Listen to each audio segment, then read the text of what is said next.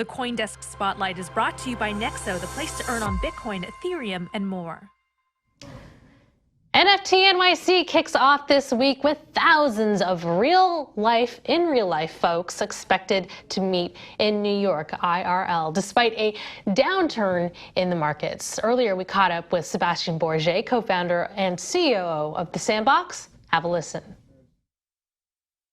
I think like the metaverse is not something that's specifically related to NFT collection or to a specific cryptocurrency or general trend over like the cryptocurrency market and its up and downs. It's really a long-term trend defined by a disruption based on the new technology, but also based on the content and experience we're going to find in it, and that content and experience is made by people. So but based on the metaverse and NFT related tokens dropping about 80% since the beginning of the year, does that kind of indicate that we're still in a speculative early infancy of this market? And do you expect it to be more stable in the future? I definitely expect more stability, but also just more growth in the future. Because think about it, we just have 3 million users with a wallet in Sandbox. We just have 21,500 landowners, 300 major brands. So there is still a large avenue for growth. And we began launching 2 alpha seasons with more than 350,000 players just in March. Good potential, right? And we started in 2000. Where do you see that participation, leveling right now amid the bear market? Do you see it leveling off, or are people just waiting to see what happens? I really think it's not related to market trends, ultimately. We were started in 2018. It was already a bear market. I have over 15 years experience with my co-founder and the team building product. So that's where we come from. We come from building great product, fun products that engage people. And then we build the community around for the right reason. And then we add the tokens, which give like more ownership for creator, more revenue share for them. And all of that creator economy isn't going to disappear just based on like the token fluctuation or the hype on the market. Curious, what are the demographics? Like who are the people using Sandbox right now?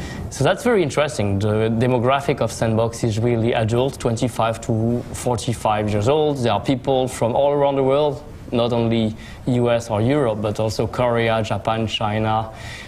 So we have a great diversity, and we also bring creators and gamers that were never players before or who never created on another platform before. So Sandbox has been really this leading force towards like more accessibility and more content creation for a new format of entertainment we haven't seen yet before. And so you've announced that you're partnering up with MasterCard as well as Lionsgate and the most recent announcement, Time. What kind of community do you want to, how do you choose these partnerships, and what kind of community do you want to build eventually? So we definitely want to create a metaverse where people can have fun, can come once, but more essentially can stay and keep engaging. And that comes with mostly entertainment, culture, lifestyle, media, fashion, gaming. Those are some of the key verticals that we work to attract by bringing some of the top brands in this place, such as Lionsgate, such as Time magazine for the culture and history and architecture impact. But beyond that, ultimately, we're going to see a majority of the metaverse built by users themselves. 99% will be made by through UGC. And ultimately, probably over the next decade, all the real-world activity will exist in an augmented manner in the metaverse, and that's why we're also seeing brands like HSBC, PwC, and more. So the most recent announcement is that Time is going to build a Times Square in the Sandbox. Congratulations.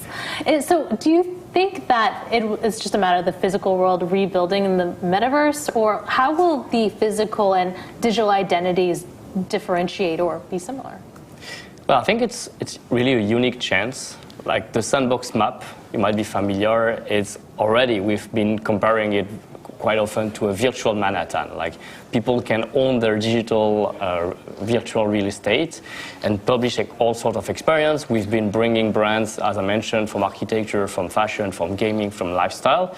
And now we are kind of looking like what could be the heartbeat of that place. And I think time is a very legitimate media that's with its collection of timepieces, and also the fact it is present all around the world through all its edition, to bring on like the community around, participate and shaping a new form of architecture, a new form of creation. So not just like trying to replicate what exists in the real world, but really giving a chance to all generation and people all around the world to shape it together, and that's exciting.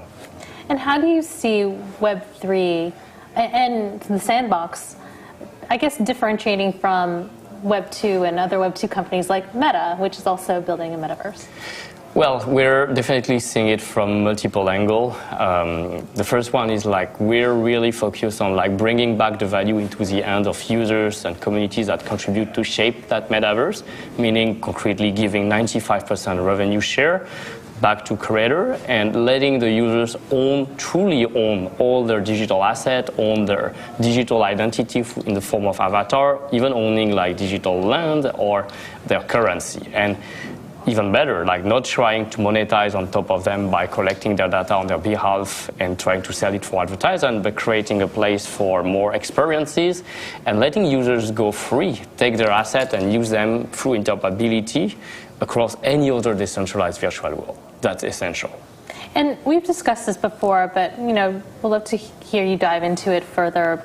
Is there going to be a future between those who are the landowners in the metaverse versus the rent holder, the leaseholders or whatever? So, and how does that dynamic play into the social status and sociology of the metaverse?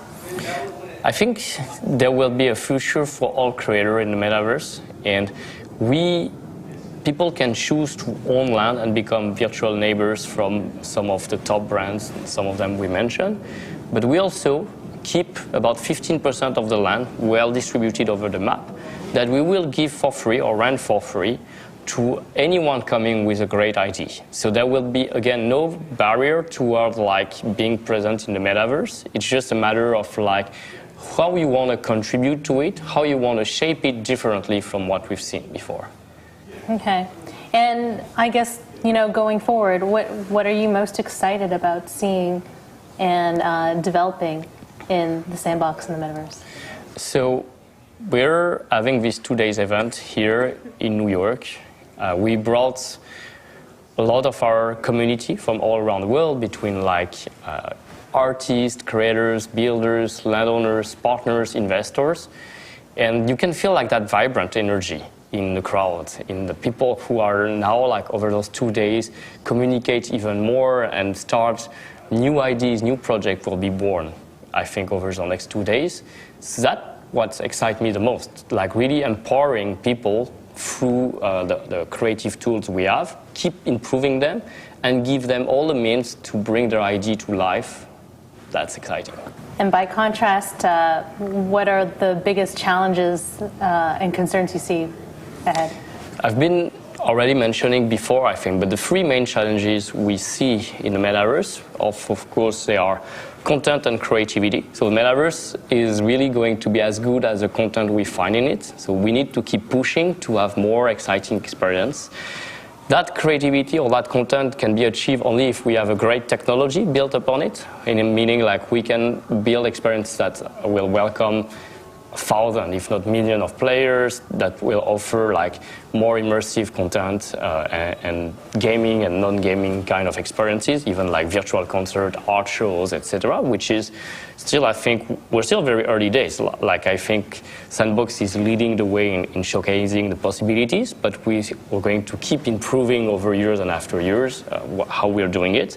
And safety, of course, it's a primary concern for many people, both in the space of like security, like owning your digital assets on your wallet is also implying some security concerns. So we've been partnering with some of the leading companies in the space to educate, such as Ledger. There will be a major announcement probably tomorrow. Ooh, And big news. Ledger, Sandbox. Also, some company like Brand Shield, like also like constantly monitoring and protecting users against all the scams, threats, and phishing attacks.